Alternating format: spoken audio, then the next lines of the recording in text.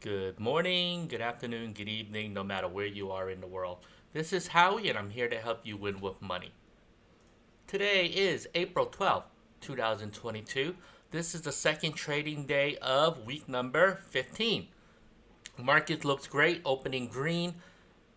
Not enough to reap all the losses from yesterday. But in today's video, I want to talk about cover calls and how to use a deep in the money cover call. Before I begin, if you're on Facebook, join me in Investing 102 Facebook group.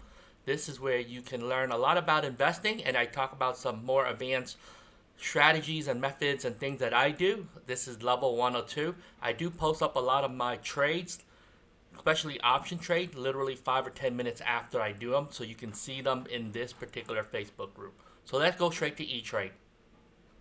So I went back through a transaction log, and you can see what I was doing.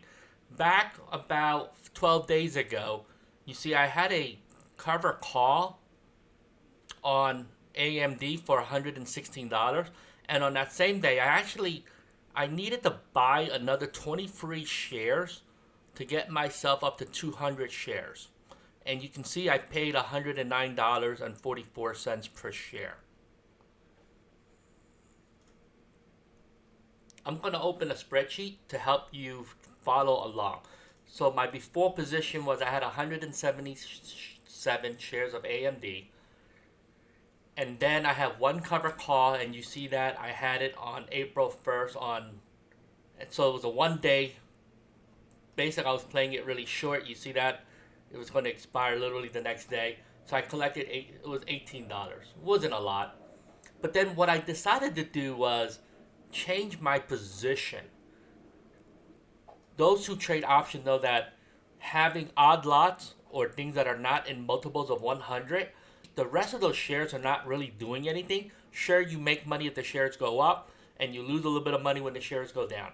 I end up buying 23 shares of AMD, and I paid $109.44 per share. So I put that over here. I rounded up to 110, so you can see that. The next step I did was I actually opened a new cover call for May 20th for $130. Oh, I'm sorry, I said that wrong. 130 was the strike price. I collected $239. So you can see that over here. But now the next step was weird.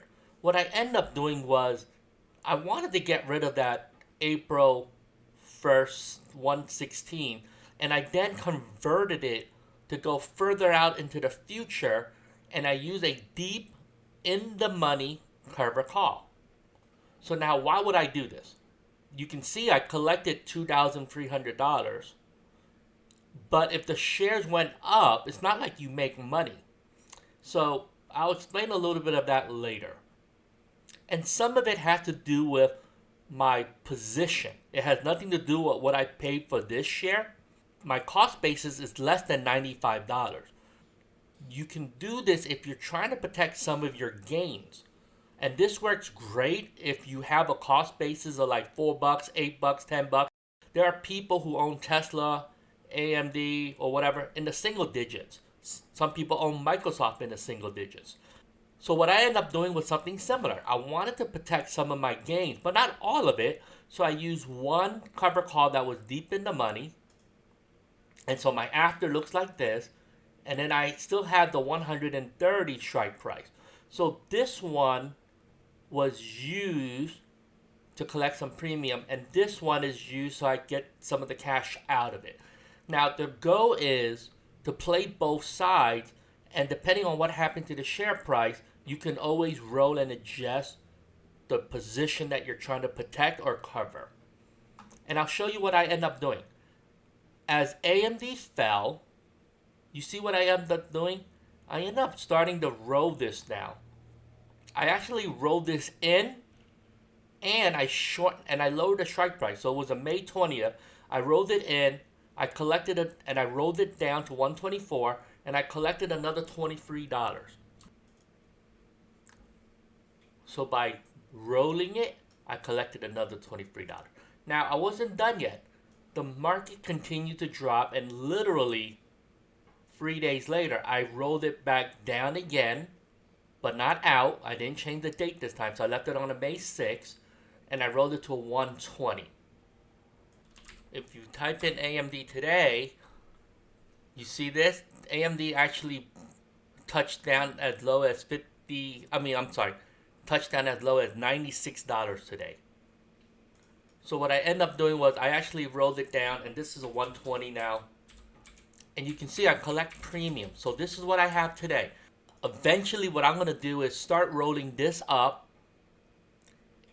I'm going to try to do it by, I'll let some time to decay first. And then I'll roll it up because I don't want to let my shares go still, even at $95, even though I collected the $2,300.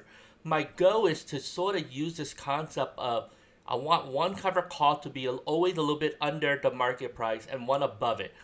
So here's the position. Here's my 200 shares. You see my average cost basis.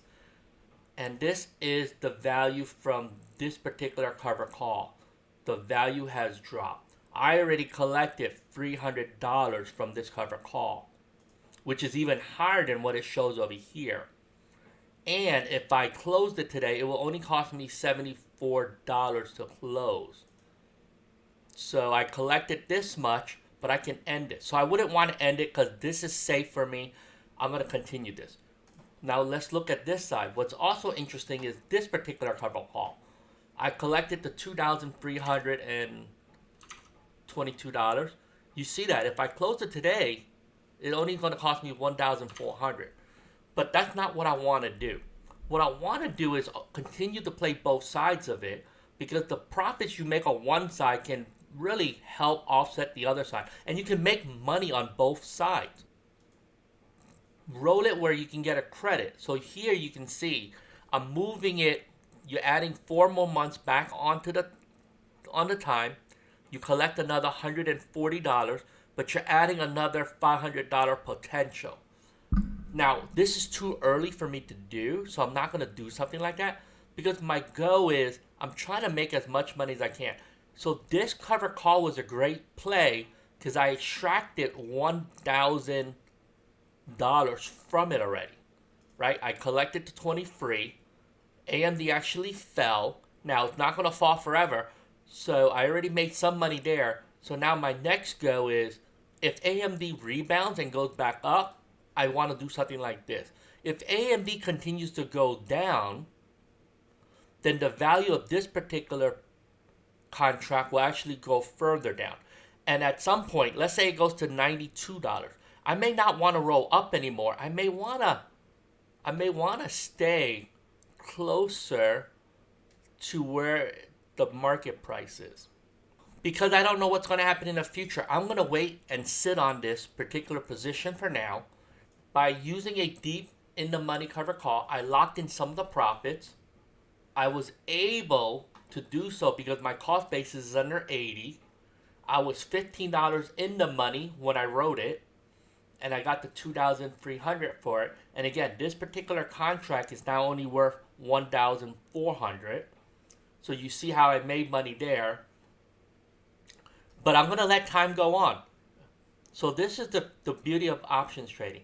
So I use the short-term cover call for premium so that if I have to start rolling this particular cover call out, up and out, I can still try to not lose too much. Remember, cover calls that are in the money will cap your upside. And for every dollar it moves up, your options will move roughly in the same, it will move like 98% correlated to the price movement. And so sometimes if you want to try to protect some of that, you don't want to lose it. Let's say it rebounds and it goes back to 110. What that would mean is I have to release my shares at $95. But there are ways to still protect that so that you don't lose everything and cap your maximum at $95. This is why rolling is still profitable. So normally what you look for is the net gain in the difference in strike price will be greater than the cost it takes me to row.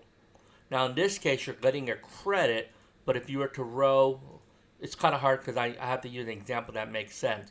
So something like this, you see, if you're rolling it for $5, it's costing me $140. The maximum you can gain on this is it's not even the 140. It's the 500 minus the 140. So it's 360, the maximum gain, if this goes back up. Now, I wouldn't want to do that because there's plenty of time left, and I don't know if AMD is actually going to go back up or down. So I wouldn't want to pay money now to raise the strike price. So this is why you want to play both sides of it, because what you're trying to do is protect and lock in some of the gains, which is I did. Remember, you can protect further gains, or if AMD starts rebounding, you don't want to lock in and limit all your gains on the upside also. So by playing both sides, I have a little bit of flexibility because I can always roll my in-the-money cover call up and out. Using a deep in-the-money cover call could be a great way to protect your position, lock in some of the gains, even not knowing what's going to happen with your shares. Again, the best way to do it is you just have to understand how to row, understand what you're doing, because what you're trying to do is try to protect your position. If you did nothing, there's a lot of people who did nothing. And look, if your shares were at $160, you just lost $60 of value for every 100 shares. So, right, that's a lot of money. For every 100 shares, that's $6,000 you lost. Especially if you bought at the market top, that's horrible. If your cost basis is low, sure, it's just paper, right? It's paper gain and paper loss. But this is how options traders can reap the benefits even without selling any underlying. I hope you enjoyed this. Hey, give me a thumbs up, comment below. Let me know how you're playing cover calls. And if you're doing anything similar or different, just let me know. Thanks a lot. Let's do this together. Let's do this $1 at a time. As always, have a profitable day.